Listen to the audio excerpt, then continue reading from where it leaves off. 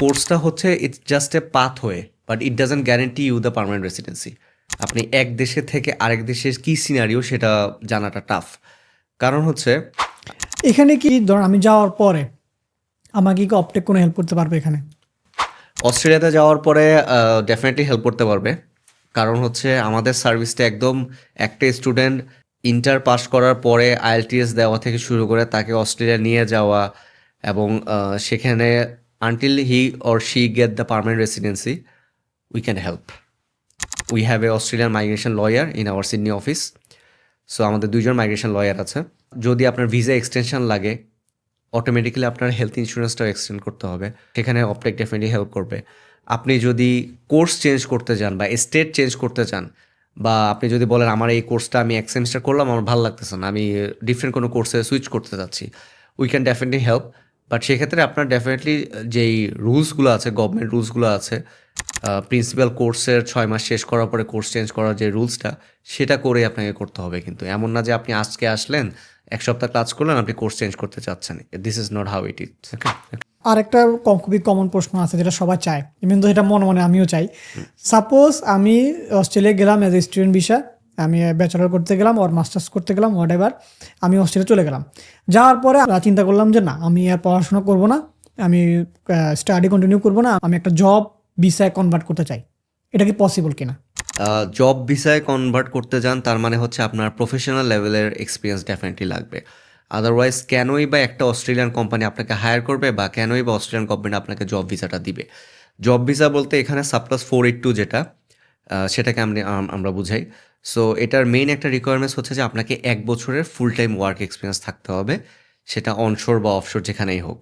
এখন আপনি যদি মনে করেন যে আপনার এনাফ কোয়ালিফিকেশান আছে, then definitely you can switch. But qualification থাকাটাই এখানে মেইন জিনিস না, আপনার যে স্পন্সর বা যে এমপ্লয়ার, সে আপনাকে স্পন্সর করবে কি না সেটাও একটা ফ্যাক্ট। কারণ একজন সাইবার সিকিউরিটি স্পেশালিস্ট একজন এমপ্লয়ারের দরকার। তো সে কেন তার নিজের দেশের লোককে না নিয়ে আপনাকে হায়ার করবে? So you have to be extraordinary, যে না আমি তার থেকে বেটার, আমার স্কিল তার থেকে বেটার, তাহলে ডেফিনেটলি পসিবল। এমন না যে আপনার অপশন আছে বলে আমি সেটার জন্য এলিজিবল। অপশন ডেফিনেটলি আছে, বাট আপনাকে ওই অপশনের মতো নিজেকে গড়ে নিতে হবে, then you can do it. Okay, suppose আমি অস্ট্রেলিয়া গেলাম, আমি মনে করি আমি এনাফ ক্যাপাবল, আমি স্টুডেন্ট বিষয়ে গেলাম, বাট আমি চাইতেছি পড়াশোনা কন্টিনিউ না করে আমি জবে কন্টিনিউ করব। তো দেন এখানে কি আমাকে অপটেক কোনো হেল্প করতে পারবে কিনা? Definitely, if your employer is agree and if your employer is eligible to sponsor you, if you are eligible, then definitely আমরা নমিনেশন অ্যাপ্লিকেশন থেকে শুরু করে 482 ভিসা অ্যাপ্লিকেশন সব কিছুতে হেল্প করতে পারবো। এখানে কতটুকু চান্স আছে আমার ভিসাটা অ্যাপ্রুভ হওয়ার? আমি এখানে আমি বলবো যে যদি আপনার এমপ্লয়ার এবং আপনি নিজে দুজনেই এলিজিবল হন, সেক্ষেত্রে 100%। কারণ সাপ্লাস 482 ভিসাটা এমন যে এক্ষেত্রে শুধু এমপ্লয়ি যে তাকে এলিজিবল হলে হয় না, যিনি স্পন্সর করবে তারও এলিজিবিলিটির একটা ব্যাপার আছে। সো এখন মনে করেন আমি একটা রেস্টুরেন্ট ওপেন করলাম যেটার বয়স হচ্ছে 1.5 মাস, এবং I want to sponsor someone. এটা তো পসিবল না। একটা বিজনেসে রিকোয়ার্ড টার্ন ওভার থাকে, একটা বিজনেসের বয়স লাগে, আপনার ওখানে কি পরিমাণ এমপ্লয়ি কাজ করতেছে সেটার একটা ম্যাটার করে। সো আপনাকে এসবিএস এর অ্যাপ্রুভাল নিতে হয়, মানে স্ট্যান্ডার্ড বিজনেস স্পন্সরশিপের অ্যাপ্রুভাল নিতে হয় ইমিগ্রেশন থেকে, then you can sponsor someone. এটা কি হচ্ছে কিনা? অনেক এটা কি আপনি দেখছেন? এটা কি হয়? হ্যাঁ, অনেক As usual হয়? অনেক হচ্ছে। আমার উদ্দেশ্য হচ্ছে আমি ওইখানে গিয়ে পিআর পাওয়া।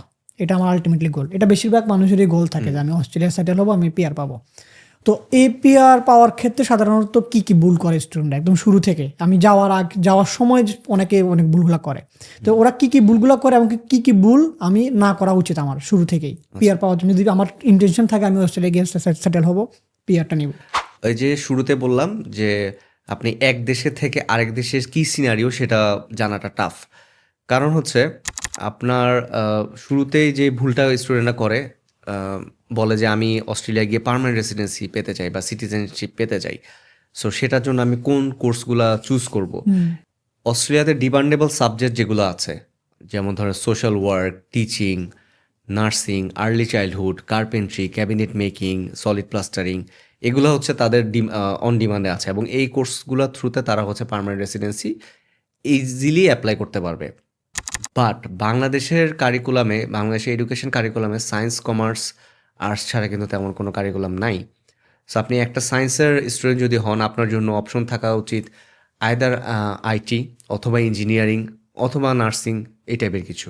কমার্স ব্যাকগ্রাউন্ড হলে ডেফিনেটলি এমবিএ, অ্যাকাউন্টিং বা প্রজেক্ট ম্যানেজমেন্ট, এই টাইপের কোর্সগুলো থাকা উচিত। ওখানে যাওয়ার পরে দেন আপনি এই কোর্সগুলো থ্রুতেও যে পার্মানেন্ট রেসিডেন্সি পাবেন না তা না। পার্মানেন্ট রেসিডেন্সিটা বেসিক্যালি কোর্সের থেকে ডিপেন্ড করে হচ্ছে আপনার নিজের কতটুকু স্কিল আছে। আপনার ভিসাটার নাম যেটা +189, ওটার নামই হচ্ছে যে skill independent visa. So independently আপনার নিজের কতটুকু স্কিল আছে ওইটার উপর পার্মানেন্ট রেসিডেন্সিটা ডিপেন্ড করে আসলে। সো এখন আপনি যদি মনে করেন যে আমি মাস্টার অফ অ্যাকাউন্টিং করলাম অথবা ব্যাচেলর অফ আইটি করলাম অ্যান্ড আমি পিআর পেয়ে যাব, এটা টোটালি রং। অথবা যেগুলো ডিমান্ডেবল কোর্স আছে, ধরলাম মাস্টার অফ নার্সিং অথবা মাস্টার অফ টিচিং, সেগুলো করলে আমি পার্মানেন্ট রেসিডেন্সি পেয়ে যাব, নো। কোর্সটা হচ্ছে it's just a pathway, but it doesn't guarantee you the permanent residency. So আপনি কোর্স করতে হবে, প্লাস কোর্সের সাথে এলিজিবিলিটিও থাকতে হবে। অস্ট্রেলিয়ান গভর্নমেন্ট কিন্তু বসে নেয় যে আমি তোমাকে পার্মানেন্ট রেসিডেন্সি দিতে বসে আছি। তারা বলছে যে আমার এই সেক্টরে লোক লাগবে if you are capable. So একটা কোর্স করে কিন্তু আপনি এলিজিবল হচ্ছে না। একটা কোর্স করার পরে আপনি স্কিল প্রুফ করতে হবে, এবং এই স্কিলটা প্রুফ করার মেইন একটা ওয়ে হচ্ছে যে জব। আপনার যদি জব থাকে তাহলে ধরে নেওয়া যায় যে আপনার একটা স্কিল আছে, কারণ কোর্স তো আরও 100 জন করতেছে, সবার কাছে স্কিল নাই। সো স্কিল প্রুফ করার one of the best way হচ্ছে একটা good job. So if you can have a job, if you have enough points, if you have good IELTS score or PTA score, definitely you are eligible to apply for a permanent residency, and এটা আপনার চান্সটা অনেকটা বেড়ে যায়। পয়েন্টসের কম্পিটিশনেও আপনার অনেকটা এগিয়ে থাকবেন।